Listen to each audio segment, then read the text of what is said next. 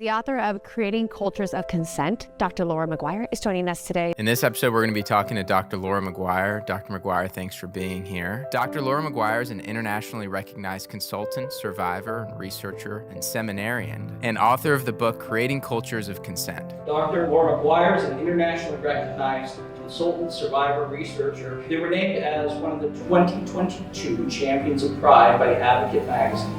So Dr. Laura McGuire is joining us. She is the author of a new book called The Sexual Misconduct Prevention Guidebook. Those aha moments will be brought to you through our speaker, Dr. Laura McGuire. She's profound in her accomplishments. She has a journey much like yours, and her accomplishments will astound you.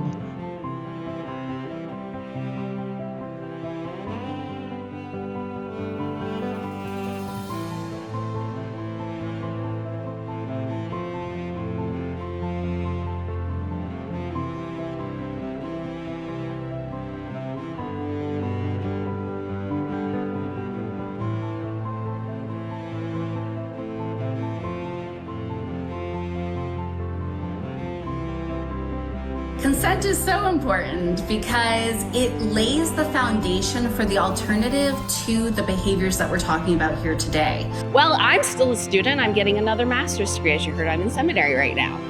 So I think that this is one of the most common misconceptions that students have, but also individuals who are in our roles, who are in these positions of power, where we think that we need to be the ones coming up with all of the ideas and all the solutions. And when we look at our history, like you're saying, we see that really it is students who have created those paradigm shifts. Parents are passionate about starting with their children, but they don't know where to begin. So I always suggest really clarifying your why. Why do I want to talk to my young adult going out into the world for the first time in this new way about this topic? And what it really boils down to is this is a life skill. Just like you're going to be talking to them about their finances and remembering to do their laundry, you want to talk to them about what consent looks and feels like in everyday life.